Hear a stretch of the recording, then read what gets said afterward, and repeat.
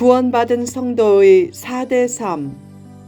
두 번째, 로마서 1장 13절에서 17절 말씀.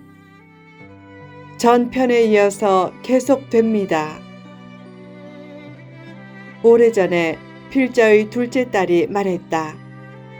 아빠, 믿지 않는 사람에게는 4라는 숫자가 제일 나쁜 숫자지만 우리 믿는 사람에게는 죽는 길이 사는 길이니까 4라는 숫자가 제일 좋은 숫자지요. 미신적인 사람들은 4라는 말을 들으면 죽을 사자만 연상해서 죽는 소리로 재수없게 여긴다. 그러나 4라는 말을 듣고 스승사, 선비사자를 연상해서 인물되는 소리로 좋게 여길 수 있다. 자신의 현실을 어떻게 받아들이냐에 따라 삶의 색깔은 현저히 달라질 수 있다. 특히 자기를 잘 죽이면 자기 변화는 더욱 멋지게 일어난다. 딸의 말을 듣고 필자가 너무 대견해서 말했다. 그럼 믿는 사람은 자기를 버릴 줄 알아야 돼. 모든 것이 하나님의 것이야. 자신이 현재 가진 것은 하나님께서 내세를 위한 미천으로 주신 것이다. 그 미천을 거룩한 일에 쓰는 것처럼 복된 일은 없다. 자기 것을 꽉 움켜쥐고는 하나님을 깊이 만날 수 없다. 자신이 먼저 쓰고 남은 것을 드리려고 하지 말고 먼저 구별해서 드리라. 같은 것을 드려도 남아서 드리는 것과 구별해서 드리는 것은 천양지차다. 늘 내 것이 내 것이 아니다 라는 빚진 자 의식을 가지고 힘써 헌신하라. 사람이 가진 것은 다 사라질 것이다. 그것을 가지고 영원히 남을 것을 위해 수고하고 투자하라. 그런 삶이 없이 하늘나라에 가면 걸걸걸 소리만 나올 것이다. 천국에 갔을 때 사랑과 헌신의 축복이 얼마나 놀라운 것인 줄 알고 그때 그를 용서할 걸, 그때 더 헌신할 걸, 그때 더 사랑할 걸 하고 아쉬워하는 소리가 곳곳에서 진동할 것이다.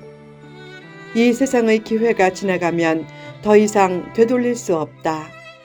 그러므로 이 땅의 것에 너무 집착하지 말라. 백화점에서 바가지 써서 몇만 원 손해본 것은 원통하게 생각하면서 영혼과 영원을 위해 아무것도 하지 않은 것은 원통하게 생각하지 않는다면 얼마나 불행한 인생인가.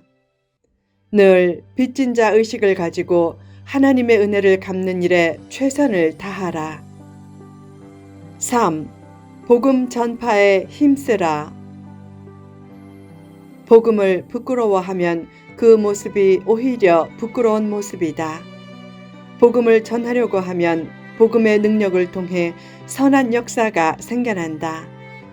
사업할 때 복음을 잘 전하려고 하면 하나님이 그 사업을 도와주시고 공부할 때 복음을 잘 전하려고 하면 하나님이 그 공부도 도와주신다.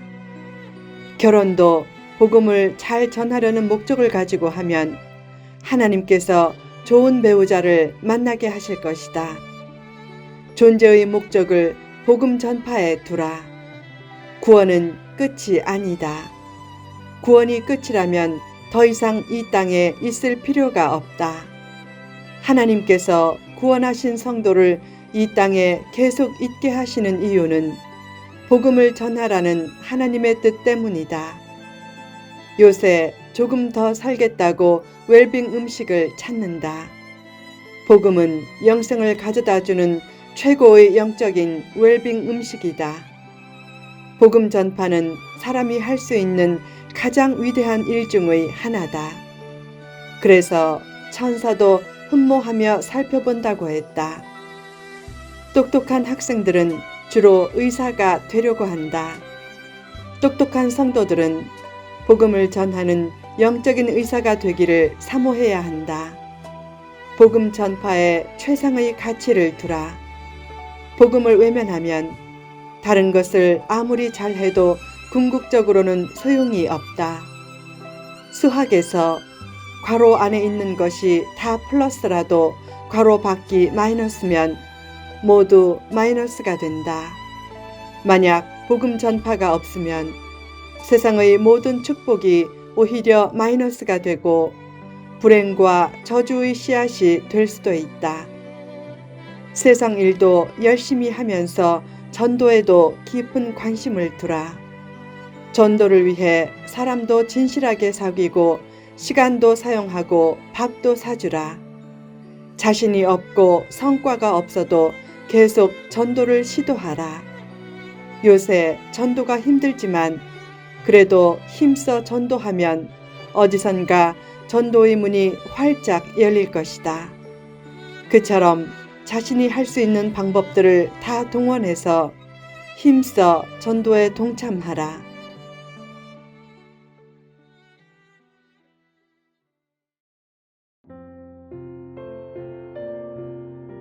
4. 오직 믿음으로 살라. 믿음 생활을 할 때 믿음으로 시작해서 믿음으로 끝나게 하라. 왜 믿음의 지속성을 잃는가? 믿음으로 시작했다가 행위나 감정적 체험으로 빠져들기 때문이다. 예수님이 치료하신 10명의 문둥병자 중 오직 한 명만 예수님께 와서 감사했다. 그 장면은 체험이 꼭 구원의 믿음을 주는 것이 아님을 잘 나타낸다. 감정에 기초하지 말고 믿음으로 시작해서 믿음으로 끝나게 하라.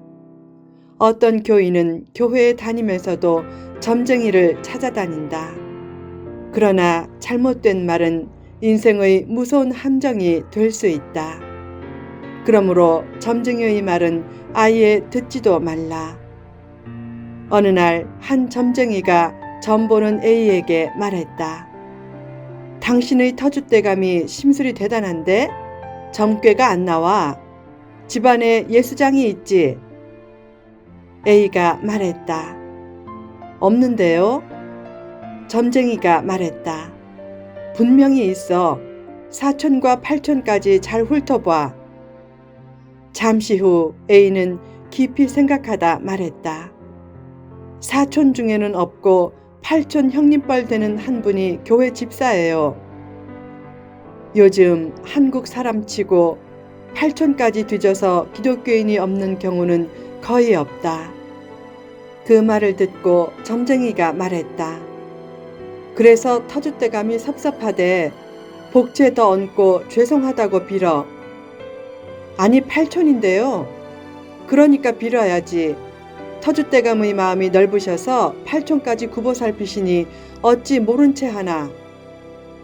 결국 복채가 몇만 원 더 얹히자 점괘가 안 나온다고 연신 괴로운 표정을 짓던 점쟁이의 얼굴이 활짝 펴지면서 점괘를 내놓았다. 초년에 죽을 고비를 넘겼으니 천년만년 장수로다. A가 의아해서 물었다. 저는 초년에 죽을 고비를 넘긴 일이 없는데요. 없긴 왜 없어? 10살 이전에 몸에 칼자국 낸 일이 있어. 너무 이상해서 다시 깊이 생각한 후에 말했다. 9살 때 연필 깎다가 손을 크게 벤 적이 있었는데 그건 말인가요? 거봐, 칼자국 냈잖아. 이젠 걱정하지 마. 고비는 다 넘겼으니까. 그런 식의 점을 들으면 그냥 듣고 넘길 수 있지만 만약 점쟁이로부터 가정에 마가 끼었어. 40대에 특히 조심해. 라는 말을 들으면 40대의 10년 동안은 영혼이 아주 힘들어진다. 점을 듣고 사는 것과 믿음으로 사는 것은 천양지차다. 의인은 믿음으로 산다고 했다. 믿음이 최대의 생존 조건이고 성공 조건임을 잊지 말라. 필자도 이런 예언은 할 수 있다. 지금부터 100년 후 지금 이 말씀을 듣는 사람들 중 이 땅에 계속 살아계실 분은 한 분도 없을 것입니다. 그때도 변함없이 월간 새벽 기도가 발행되고 있다면 전혀 다른 사람들이 현재의 팀 대신 사역하고 있을 것이다. 그런 짧은 인생을 살아가면서 복된 이름을 남기고 가려고 하라. 물론 사람 앞에서 이름을 남기려고 안달할 필요는 없다. 하나님의 마음에 그 이름이 기억되면 된다. 요새 사회가 각박해지니까 혈기를 내는 사람들이 많아지고 있다. 왜 혈기를 내는가? 자기를 인정해 달라는 뜻이다. 사람들은 이름을 남기면서 자기라는 존재를 알리고 싶어 한다. 그런데 아무도 인정하지 않는다면 그것처럼 고독한 일은 없다. 진짜 왕따는 공동체에서 따돌림 당하는 사람이 아니라 사람의 인정을 받지 못하는 사람이다. 최대의 왕따는 복음을 몰라서 하나님의 인정을 받지 못하는 사람이다. 앞으로 이 세상을 떠나면 하나님의 심판을 받을 것이다. 그때 인생을 값지게 산 사람과 헛되게 산 사람이 철저히 분리될 것이다. 하나님은 속일 수 없다. 말로는 썩어질 물질, 썩어질 육신이라고 해도 물질을 우상처럼 섬기는 것을 하나님은 다 아신다.